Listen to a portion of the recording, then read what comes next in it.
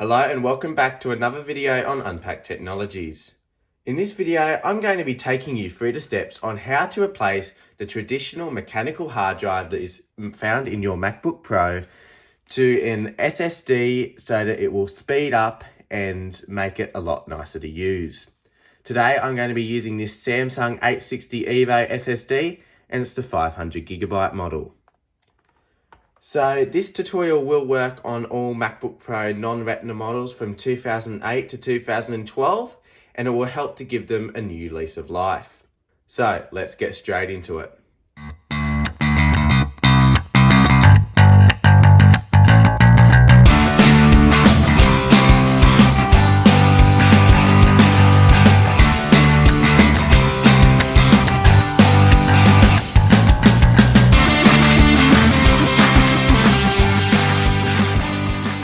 And just before we start this tutorial, you'll be needing a range of screw bits for this process. And I recommend using a modular screwdriver so that you can put different screw bits in at different times. So it just saves you getting separate screwdrivers for everything. So for this process, you'll be needing a PH00 Phillips head screwdriver, a PH0 Phillips head screwdriver, and also a T6 Torx screwdriver. And I will reference to these throughout the video so that you know which one to use at different points in time. Now, back to the video. So today I am going to be using this mid-2012 MacBook Pro for this tutorial, but as I mentioned before, it works for a range of MacBook Pro models from 2008 to 2012.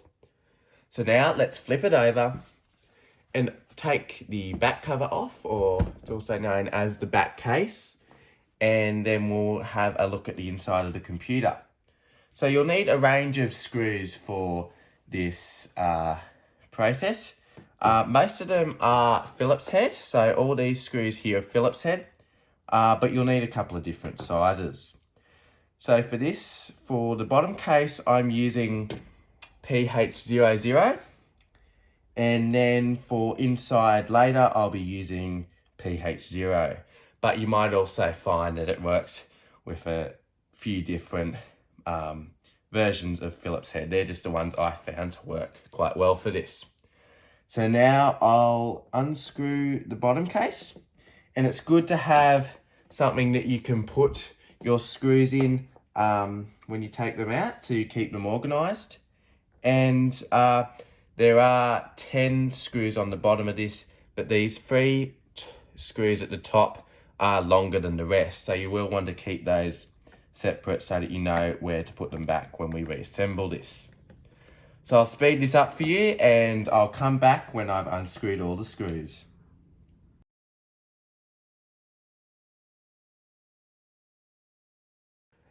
And just for comparison, this is the longer screw that is found at the top here. And this is the slightly smaller one. It's hard to show on camera, but that's what it looks like. So there is a bit of a difference there.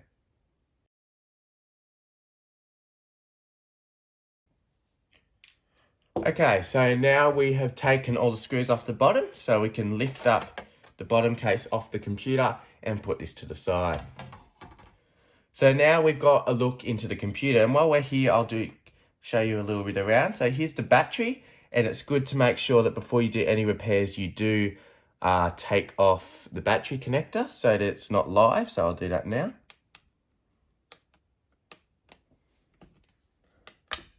Like so.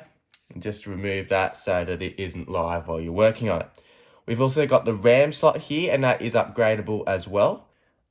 We've got the hard drive here, which we'll get back to in a sec to replace. We've got, traditionally, the DVD drive is here, but I have actually upgraded this to a second hard drive with a little hard drive caddy from eBay. So that's another upgrade you can make. And as you can see, these are very upgradable computers. We've also got the logic board and the fan. And yeah, so they're just the common components with these, and it is really easy to work on these if you do need to upgrade them to give them a second lease of life.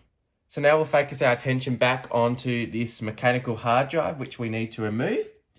So I'll get my PH0 screw for reference and undo these two retaining screws on this bracket. So they won't come out because they're retaining, but you do need to unscrew them. So I'll do that now. And for these repairs, it is good to have a modular screwdriver like this, where you've got many different screws and components that you can use. So I've got the Phillips and flathead. I've also got some Torx screws and some other types here. And we will be needing some Torx screws towards the end of this upgrade, so that will come into handy. So now that we've undone the two retaining screws, we can just take this bracket off and then we'll put it to the side. So now we can lift up the hard drive out of its slot. Some of the original hard drives may have a little plastic lever that you can pull up on to make it easier. So that will be good if you've got that. And now you can just slowly and gently pull out the SATA connection, which is just on the end here, and it will come out just like that. And now you have removed the hard drive from the unibody MacBook Pro.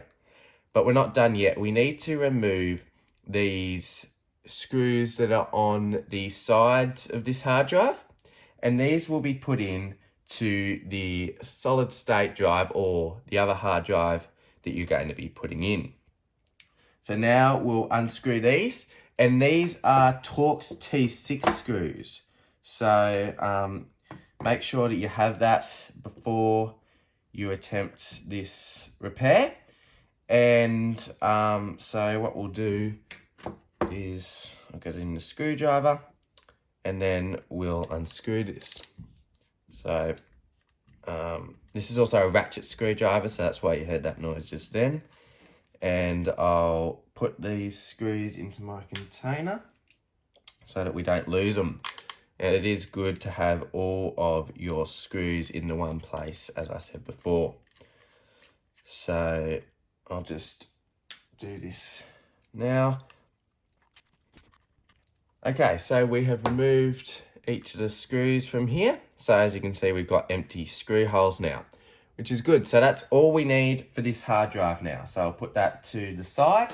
And now we can focus our attention back onto the solid state drive that we're going to be installing into this computer. So as I mentioned before, this is the 860 EVO Samsung SSD. So I'll just open it up now. And we've got the documentation on top, and then we've got the solid state drive itself. Now these are extremely light devices compared to your traditional mechanical hard drives. If you've ever felt a solid state drive, you'll know what I mean. It's just so much lighter, and that's because it's all on a chip. You don't have a spinning disk inside, which is what makes it so much faster. So now we'll just need to repeat the same process in reverse order. So we'll need to screw in those screws that we just removed from the hard drive into the screw holes on the sides of the SSD. So I'll do that quickly now. Once again, this is using a T6 Torx screwdriver bit. So that is important to have for this. So some of these screws could be a little bit small and fiddly to work with. So make sure that you're in a place where you're not going to lose them, and you do store them in an adequate area to keep it nice and ordered and tidy. Alright, so that's the last screw in, and we've got the 4 screws on the side all in the SSD. So now what we need to do is push in the SATA connection. This is what a SATA connection looks like if you've never seen one before. And we just insert the bracket back into the drive, like so. Push it in, and now that is installed. So now we can insert it back into the slot, putting the bottom half in first into these little holes, and then it will just fall into place. So now we'll bring our bracket back over with the retaining screws that we removed earlier and push it back into place.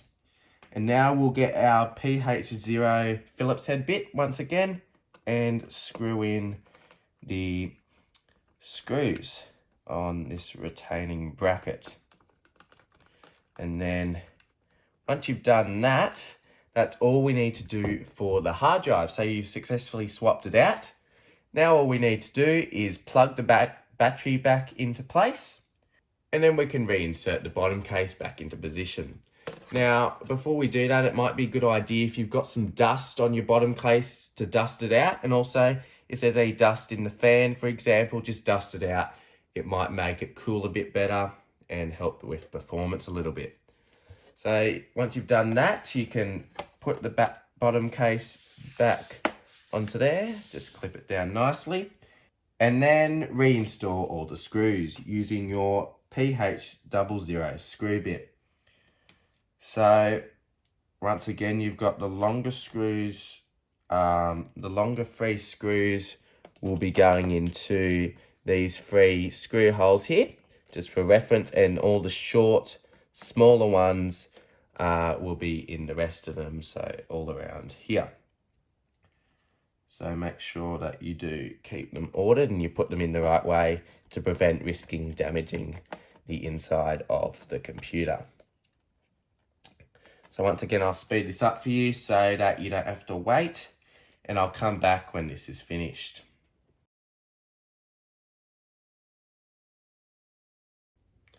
Alright, so I'll just insert the last screw into the bottom case of the laptop, and then we're done.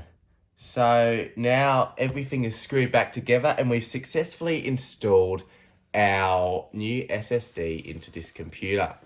So what you'll need to do now is, if you haven't already, install an operating system onto the drive, because it will most likely be completely blank if it's a new drive. There's also methods that you can transfer all your data from the old drive to the new drive using programs such as Carbon Copy Cloner. And I'll link in the description below and also in the cards a tutorial on how to make a bootable USB installer for macOS, and then also how to install macOS onto your computer. So yeah, that's how you exchange your old mechanical hard drive for an SSD. And this tutorial does work for if you're just swapping into another hard drive. It works for any drive that you're wanting to use, as long as it's 2.5 inches. Hopefully this was helpful and you've had some success with getting the new drive installed and it works really well for you, and hopefully it gives the computer a new lease of life. Let me know in the comments below if you'd like to see any other upgrade tutorials, because I'm happy to make them if you would like to see them. Thanks for watching this video on Unpacked Technologies. Don't forget to leave a like, comment and subscribe, and I'll see you all in the next video.